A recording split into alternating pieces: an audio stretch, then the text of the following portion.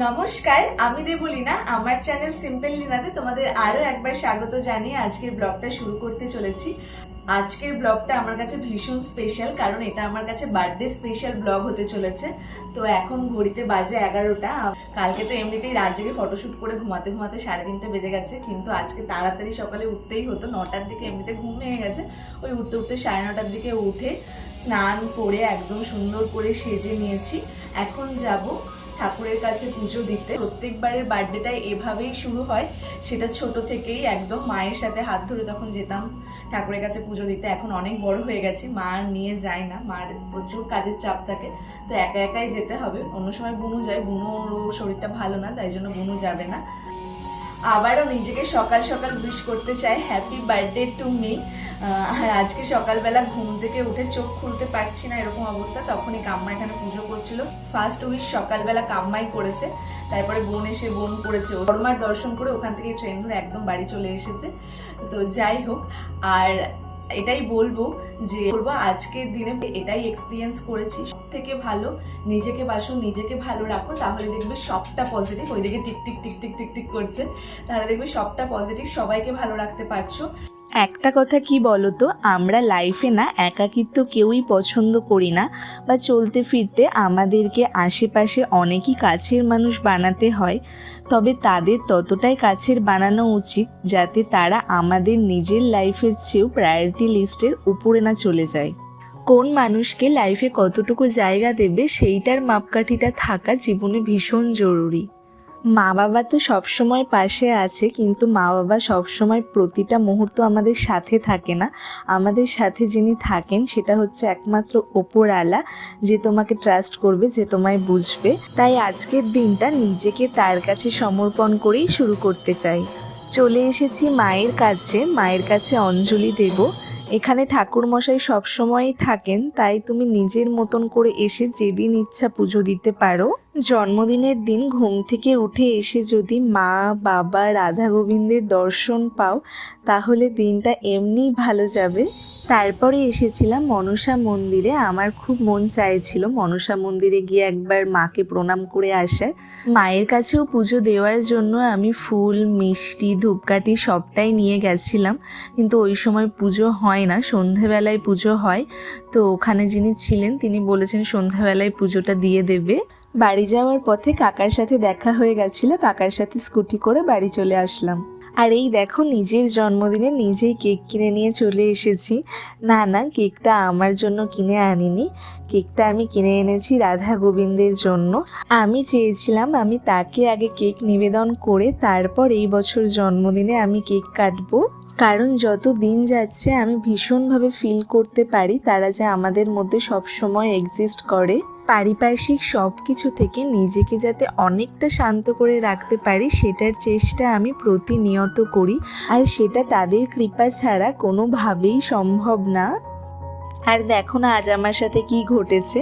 আমি যখন মনসা মন্দিরে গেছিলাম, আমি ছাতাটা ফেলে রেখে চলে এসেছিলাম কেকের দোকানে। আবার কেকের দোকান থেকে গেছিলাম ছাতাটা আনতে, তখনই আমার কাকার সাথে দেখা হয়ে যায়। আর এত কিছুর মধ্যে ব্যাগটা কিভাবে উল্টে গিয়ে আমার এই কেকটা একটু ঘেটে গেছে। যাই হোক, কেকটা এখন তুলে রাখলাম, পরে সবাই মিলে একসাথে কাটবো। আর এই যে মা দেখো আমার জন্য এখন থালা সাজিয়ে খাবার বেড়েছে। এখানে আছে 5 রকম ভাজা, ডাল। আমি যেহেতু মাছ খেতে ভালোবাসি, মা আজকে সবটাই মাছের আইটেম করে রেখে দিয়েছে। হচ্ছে এখানে পুঁটি মাছের ঝোল আছে, শোল মাছ আছে। হ্যাঁ, এই দুটোই আমার ভীষণ ফেভারিট। আর মানে মাছ মানেই আমার পছন্দের, ওটা আর আলাদা করে কিছু বলার নেই। আর আছে রসমলাই, তার সাথে আছে পায়েস। পায়েসটা সবাই একবার করে আমায় মুখে ছুঁয়ে দেবে, তারপরে আমি ভাত খাবো। ইচ্ছা করেই মা আর তেমন করে কিছু করেনি, কারণ 2 দিন পরেই আমরা যাব ঘুরতে। তারপরে তো আজকে কালী পুজোই পড়ছে, আজকে সবাই ঠাকুর দেখতে বেরোই, তো আমরাও বেরোবো ঠাকুর দেখতে। আর বন্ধুদের সাথে একটু সেলিব্রেটও করব জন্মদিনটা। তো রাতেই অনেক কিছু খাওয়া দাওয়া হবে, তাই আর বাড়িতে কিছু করতে বলিনি। খাওয়া দাওয়ার পর একটু রেস্ট করার নাম করে অনেকটাই রেস্ট নিয়েছি, কারণ এখন প্রায় প্রতিদিনই রাত জাগা হচ্ছে অনেক দিন ধরে। তো এতক্ষণে উঠে আমরা রেডি হলাম। আর আমার জন্মদিনের দিনও আমার ছাড় নেই, আজকেও আমাকে বনুকে সাজিয়ে দিতে হবে। এখন ঘড়িতে বাজে 8টা। এটা আমার বার্থডে স্পেশাল ইভিনিং লুক। এখন এতক্ষণে উঠে রেডি হতে পেরেছি খুব তাড়াতাড়ি, যতটা তাড়াতাড়ি অল্প মেকআপ করে সাজা যায় সেটাই চেষ্টা করেছি।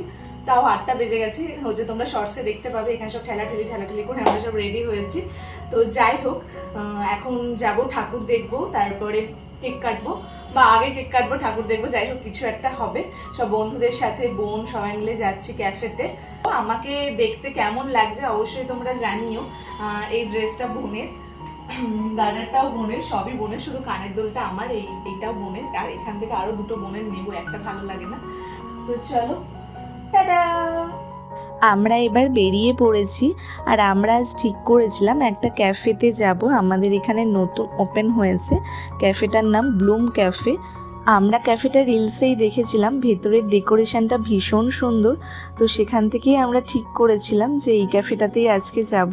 বাট ভেতরে ঢুকে দেখি স্পেসটা অনেকটাই ছোট, আর আমরা অনেকজনই ছিলাম, তাই আমরা বার্থডেটা যেভাবে সেলিব্রেট করতে চেয়েছিলাম সেভাবে ওখানে সেলিব্রেট করা যাবে না। অগত্যাই আমাদের ওখান থেকে বেরিয়ে আসতে হলো। ভীষণ খারাপ লাগছিল বেরিয়ে আসতে, কিন্তু কিছু করার ছিল না। তাই আমাদের অন্য একটা রেস্টুরেন্টে আসতে হলো। আর আজকে যেই রেস্টুরেন্টেই যাচ্ছি সব জায়গায় টেবিল বুক, কোথাও ফাঁকা নেই। তো আমাদের 10 মিনিট মতো ওয়েট করতে হলো, তাও কোনো টেবিল ফাঁকা হয়নি। লাস্ট অবধি আমাদেরকে লবি দিয়েছিল। বড়মার দর্শন করে এসে এখন সেই মনটা ওখানে থেকে গেছে, আমার শরীরটা এখানে পড়ে আছে বলে ঘুমিয়ে যাচ্ছি। বাট লবিটা পেয়ে খুব ভালো হয়েছিল। আমরা একদম নিজেদের মতন করে খুব মজা করতে পেরেছি, ইচ্ছা মতো গান বাজিয়েছি, ভীষণ মজা করেছি। আর আমরা অর্ডার করেছিলাম ফিশ ফিঙ্গার আর তার সাথে চিকেন পকোড়া। এখানকার খাবারের টেস্ট ভীষণই ভালো, তবে আমার বেশি ভালো লেগেছে ফিশ ফিঙ্গারটাই। এখানে আমাদের সবারই সেটাই ভালো লেগেছে। আর এই দেখো আমার বার্থডে কেক, যেটা সবাই মিলে পছন্দ করে আমার জন্য নিয়ে এসেছে। কেক তো কাটবই, কিন্তু তার আগে কেকের সাথে প্রচুর ছবি উঠবে, রিলস হবে, তারপরে কেক কাটবো।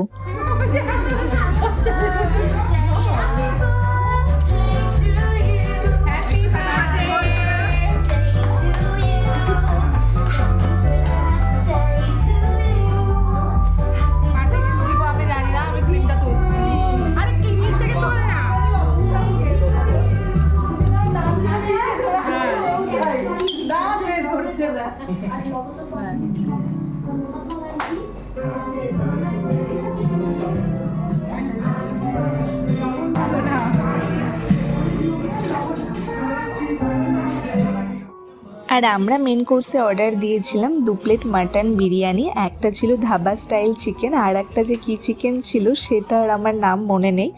আর নিয়েছিলাম আমরা পোলাও। যেহেতু বার্থডেটা আমার, তাই সার্ভ করে সবাইকে খাওয়ানোর দায়িত্বটাও আমার।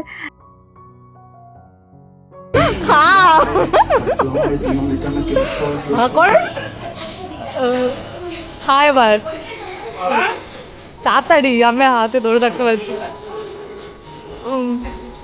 কেমন প্রত্যেকটা খাবারই খুব ভালো ছিল, ভীষণ টেস্ট ছিল, তাই প্লেটটা হাতে নিয়ে খুব তাড়াতাড়ি অনেকটা খেয়ে নিয়েছি। তাই শেষের দিকে আর খেতে পারছি না, মনে হচ্ছে পেট একদম ভরে গেছে।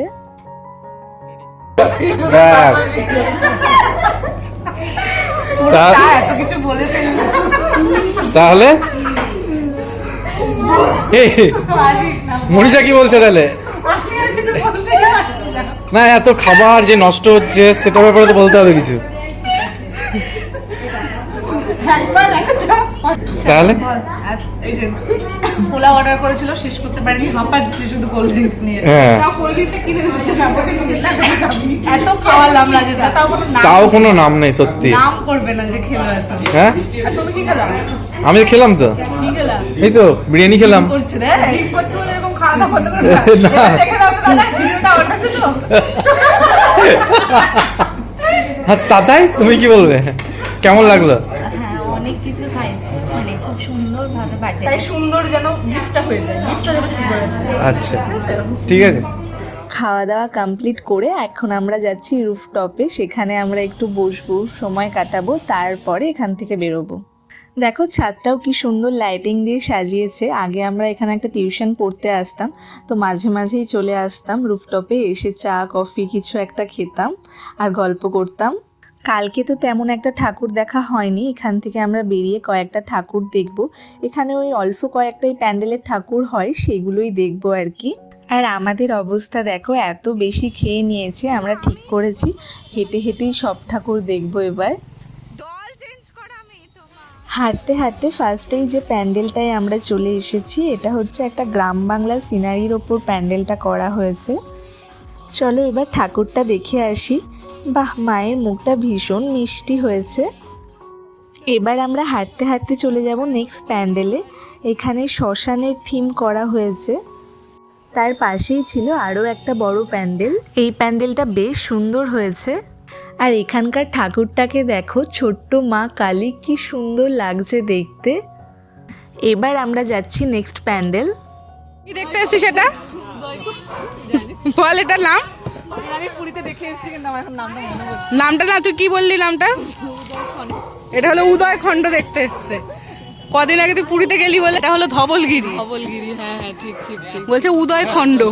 উদয়গিরি ধবলগিরি। এই বছরের শুরুর দিকেই পুরী গেছিলাম, কিন্তু এটা যে ধবলগিরি সেটা নাম আমার কিছুতেই মনে পড়ছিল না। আর এই দেখো ছাতার উপর কি সুন্দর দুজন দুজনকে জড়িয়ে নিয়ে ঘুমাচ্ছে। এবার আর দু একটা প্যান্ডেলই দেখা বাকি আছে। আমাদের এখানে হাতে গুনে কয়েকটাই প্যান্ডেল হয়। এই প্যান্ডেলটা ভীষণ সুন্দর হয়েছে। আমি যতগুলো প্যান্ডেল দেখলাম তার মধ্যে সব থেকে বেস্ট লেগেছে আমার এই প্যান্ডেলটাই।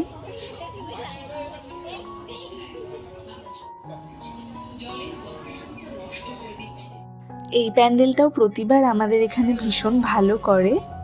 ব্রিটিশাধীন আমাদের যে সাম্রাজ্য ছিল সেটাই এখানে তুলে ধরা হয়েছে।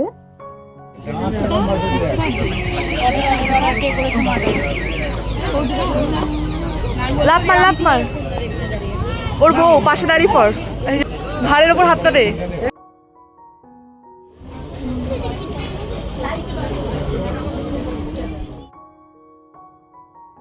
তারপরে আমরা রাস্তায় যেতে যেতে আরও কয়েকটা ঠাকুর দেখে নিই।